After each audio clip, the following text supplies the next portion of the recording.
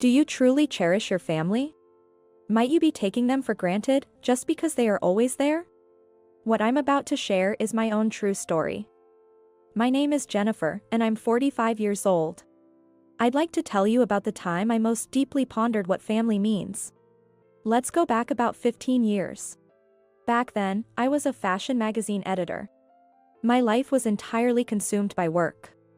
In the world of editing, there's hardly any time for romance. Yet, everyone was trying to make the most of their precious 30s, squeezing in time for social gatherings and dates.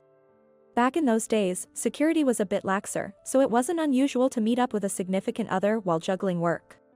But I was never good at creating free time or space in my life. Work always came first, and romance was the first to suffer. I was the type to unintentionally be rude to my partner. The one who showed interest in someone like me was my beloved and rather unique husband, Michael. He was also an editor at the same company. However, we worked on different magazines, so we didn't interact much. We often ended up working late until around the same time, which meant we ran into each other a lot in the elevator on our way home. That's what eventually brought us together. We both took pride in our work and neglected romance, making us quite similar. Sometimes, we'd passionately discuss the future of magazines as comrades. Our relationship was so devoid of romance that it took a while for us to become a couple, but now as a married couple, we understand each other better than anyone. It was my husband who suggested we split the household chores to ensure we both could work efficiently. We didn't assign fixed duties. Instead, whoever noticed something needed to be done or had the time would take care of it. Which meant no stress for either of us. We were a couple who could talk about anything and were like best friends. One day, my father-in-law contacted my husband. He said my mother-in-law had broken her dominant arm and needed someone to live with them and help out until she recovered. To be honest, I was puzzled at this point. My husband's parents and his younger brother lived in their family home. With two adults already there, it seemed unbelievable that they'd need someone to live in to help. I couldn't help but ask my husband, "Do they really need help?" He replied, "I said the same thing. But they insist they can't manage without help, which seems unlikely." Moreover, my husband didn't get along well with his younger brother, Chris, and was somewhat estranged from his family. Chris frequently changes jobs, none of which he keeps for more than a year. It seems he is currently unemployed. He claims, "I'm making money from gambling," treating gambling as if it's his job. My husband had once found him a job through his connections, but Chris left without notice, forcing my husband to apologize profusely to the employer. However, my father-in-law never scolds Chris. In fact, he tends to intervene protectively whenever my mother-in-law gets angry. As it was my husband's family matter, I stayed silent, but naturally, my husband was frustrated and sided with his mother. But in the end, my father-in-law and Chris's attitudes didn't change. After that, my husband said, "Just seeing my father and brother irritates me," which led him to become distant from his family home. Though he was estranged, it was only to the extent of not visiting the house. He made sure to maintain some contact with my mother-in-law and father-in-law. He would have preferred to cut off contact with his father as well. But it wasn't possible because his father would be the one to contact him if anything happened to his mother. Amidst this, the request for support came not from my injured mother-in-law but from my father-in-law. Even though my father-in-law, who hadn't re-employed after retirement, so that now two unemployed men in the house. I had a bad feeling about this, but with no clear understanding of the situation, I was utterly clueless. "Should I go and help?" my husband said with a sigh. My husband is currently involved in the launch of a new magazine, a key project for him. This magazine is a children's publication, something he has dreamed of doing for many years. He really wanted to give his all to this project. On the other hand, I was in a position where I could easily take a significant amount of time off due to major reorganizations in the magazine I was involved with. Let those who can, do. That's our family motto, right? I can count on you to take care of things here. When I said that with a smile, my husband reluctantly replied, "I should go. I don't want you to face any unpleasantness because of my family's issues." But seeing my eagerness, he eventually gave in. "Don't worry, I'll handle whatever comes our way." And so, I went to help with the household chores in place of my husband. Thank you for coming, Jennifer. I know you're busy with work. I'm sorry. My mother-in-law greeted me apologetically. She was wearing a cast on her arm. Even now, as she aged, she was an active insurance agent, bustling with energy. My mother-in-law in a cast seems painful. For starters, I asked about what needed to be done and the general routine, like meal times. That's when it happened. Hey. I'm going to work, so give me some money. Stomping in was Chris, who had significantly, well, let's say, expanded since I last saw him. What's this about needing money for work? It's probably for gambling. If he's calling it work, he shouldn't be taking money but earning it instead. Not again. We're out of money, just stay home, my mother-in-law raised her voice. I silently agreed, but then Chris retorted, shut up. Do you want me to throw a fit? My mother-in-law flinched for a moment, then silently went to fetch her wallet, from which she pulled out $200 and handed it to Chris. Thanks, he said, flipping the bills and heading out the door. Wait, what? We're just giving him that? I was stunned. I thought, if that bulk started rampaging, it would be like a pinball, but my mother-in-law looked genuinely scared. Was it okay to give him the money? I asked. She looked down and then silently nodded. I was not okay with this, and it didn't sit right with me. Within 30 minutes of my arrival, I was already itching to complain to my husband, but he was at work, so I held back. I have a short temper.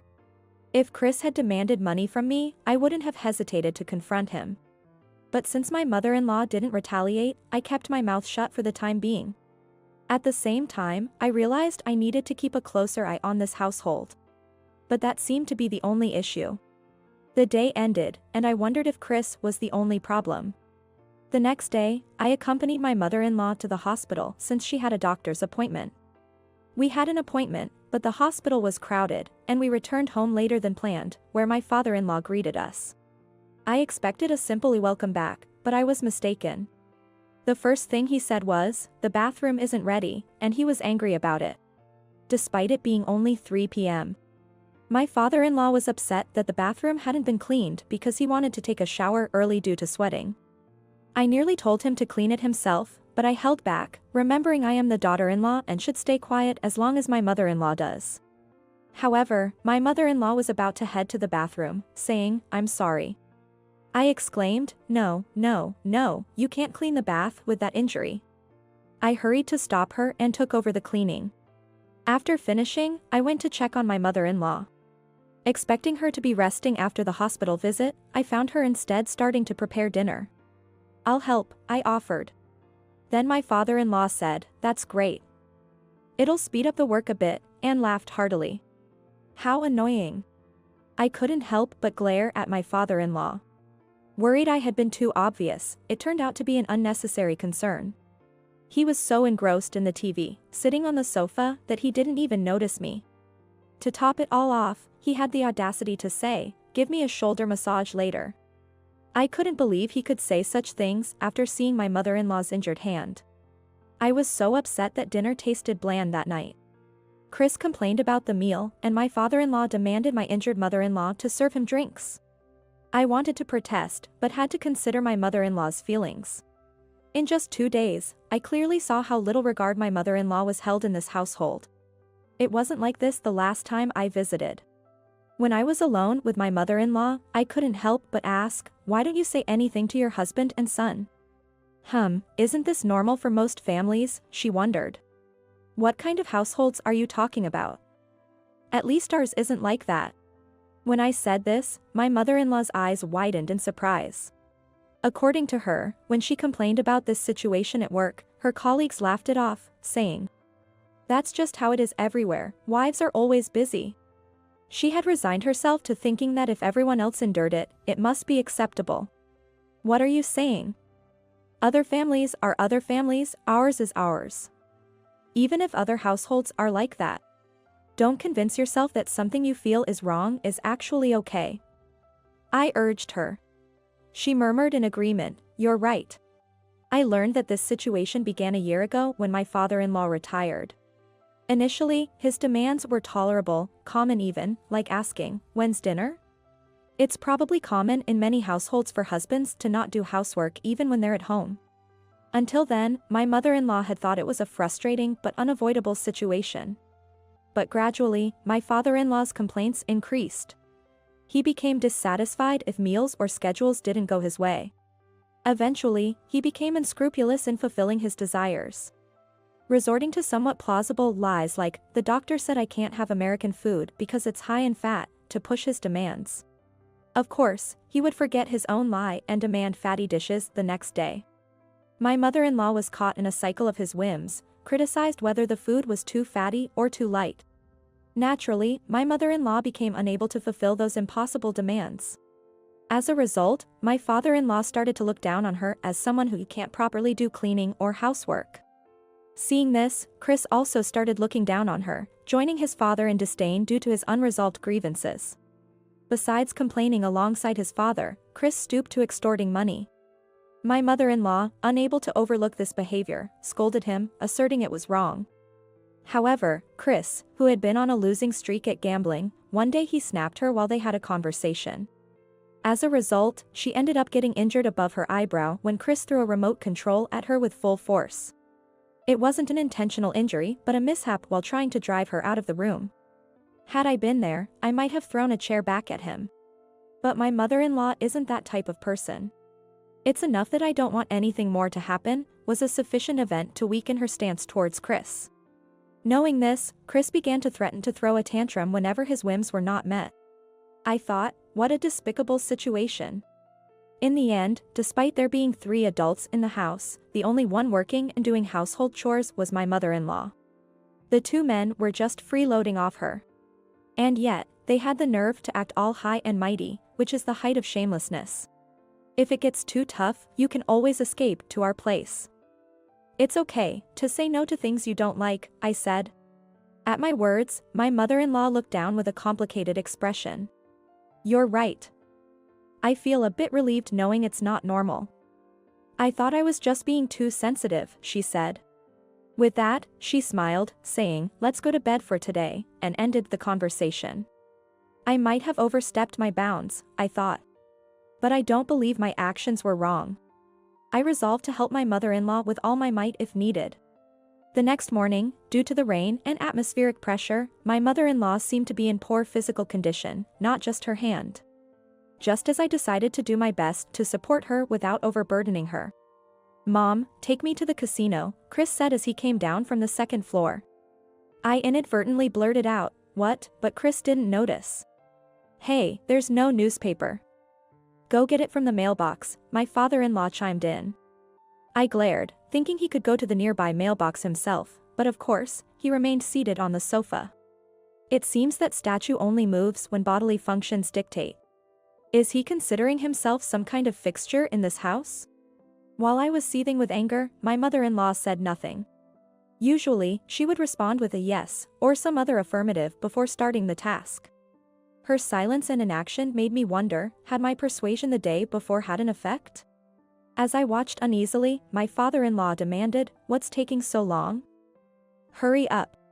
Even Chris began to say, "I'm waiting for you to get ready." Why is silence taken as consent in this house? It's infuriating. Just as my patience reached its limit and I was about to give them a piece of my mind. "I absolutely will not do it," was shouted by my mother-in-law.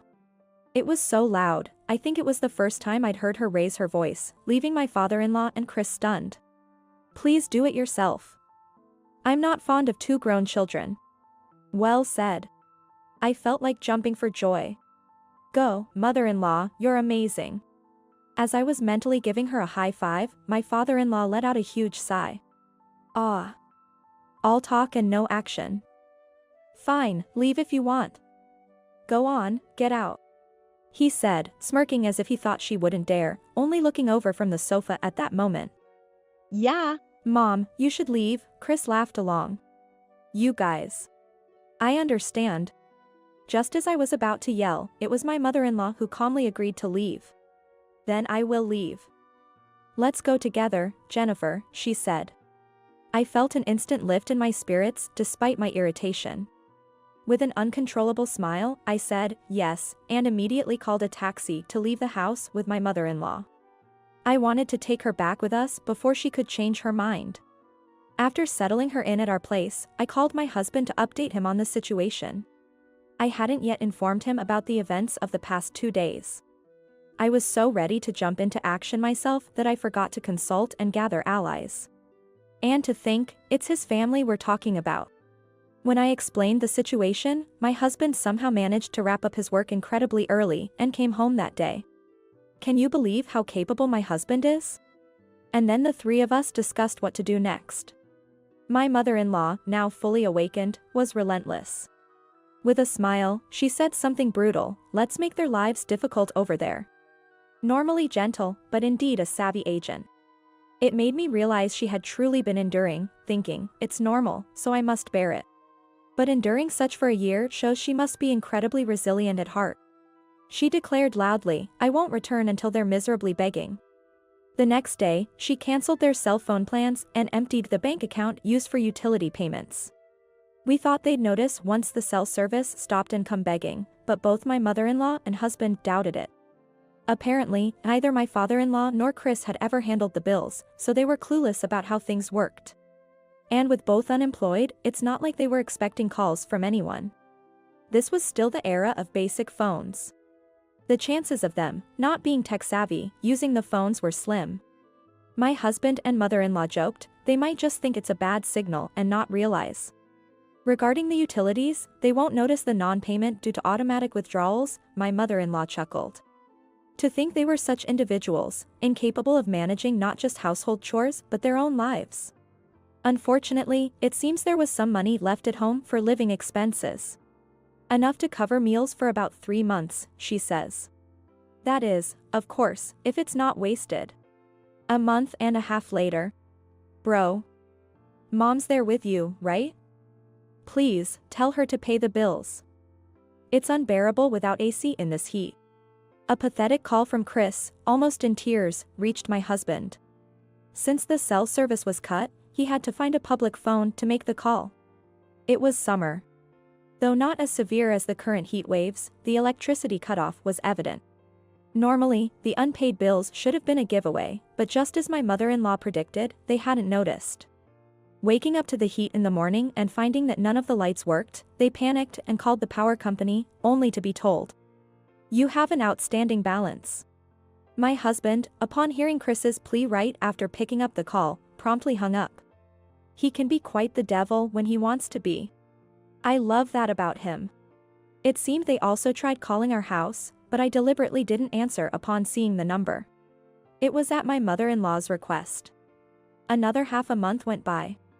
2 months after my mother-in-law's revenge preparations began.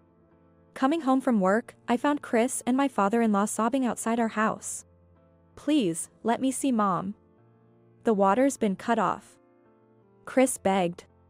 Jennifer, I'm begging too. The toilets, they won't flush, my father-in-law added. I nearly burst into laughter at their pleas. Desperate, yes, but their earnestness was almost comical.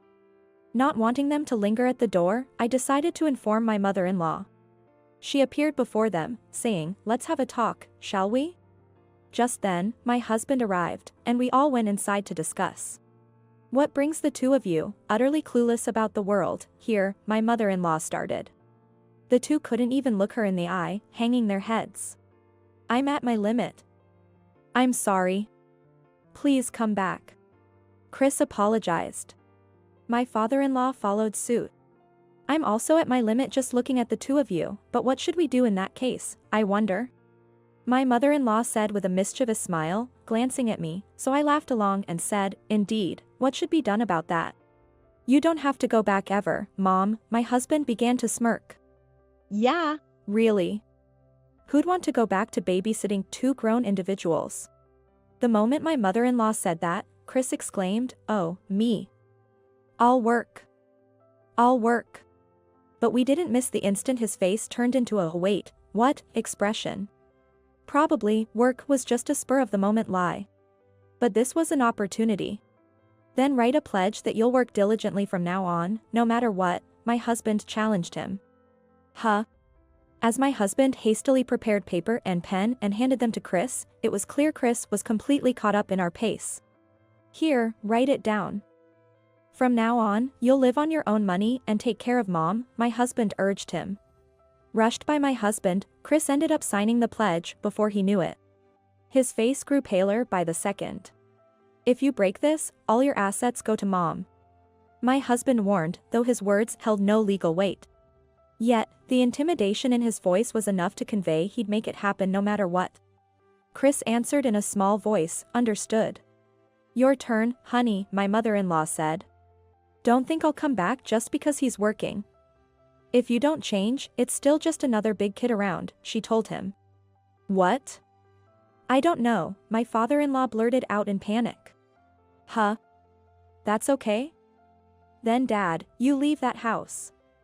Is that okay, Mom? As my husband said this, my mother-in-law smirked mischievously, that's not enough.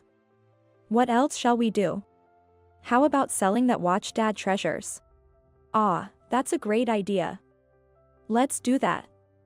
And then, the moment my husband and mother-in-law started listing things to sell, my father-in-law slammed the table and stood up. All right, I get it. I'll do anything, just come back, please. As he finished speaking, my father-in-law slumped down, defeated. Anything? Like what exactly will you do? At my mother-in-law's words, my father-in-law let out a gasp, what? The atmosphere and his evident fear of my mother-in-law must have overwhelmed him. I'll help with the housework. And cleaning. That's normal, Dad. We live together, so helping out is the wrong mindset. You're just taking care of your own things. What makes you so entitled, my husband said, clearly exasperated. All of it, my mother-in-law demanded. Yes. My father-in-law responded weakly. Being unemployed, even doing all the housework might not be enough, my husband added. With tears in his eyes, my father-in-law said, I'll do whatever I can. It must have been a mix of shame and defiance at being scolded by his son. Thus, the whole ordeal ended with my mother-in-law agreeing to return home, on the condition that all her demands were met. 10 years have passed since then. Chris struggled with job interviews but managed to get hired for a part-time job at a local restaurant chain he used to frequent as a child.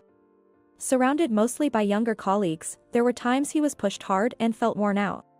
However, he seemed to realize that if he quit, there was nowhere else that would hire him, who had been unemployed for a long time. And he continued to work with a guts that he had never had before.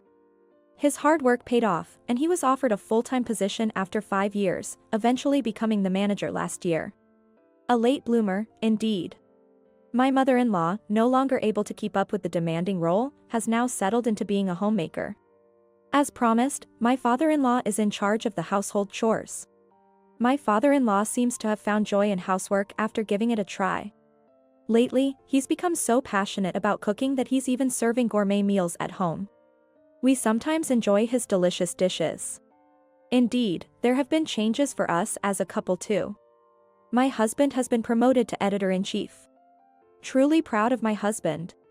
His dream project, a children's magazine, was a hit, leading to his exceptional rise. Now, I am the wife of an editor-in-chief. Yet, I remain just an editor. This is because I've been on maternity leave, prioritizing children over work. Now, I am a mother of 3 boys and 1 girl. Though every day is hectic, prioritizing my children has proven to be more fulfilling than work. Sometimes, my mother-in-law and father-in-law come over to help with the kids, so despite having many children, I don't feel overly burdened. This isn't because we asked for help, but because they help when they can, by those who can.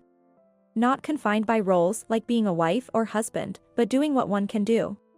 Without sacrificing anyone. I think this approach to family life might be the most natural and effortless way to happiness.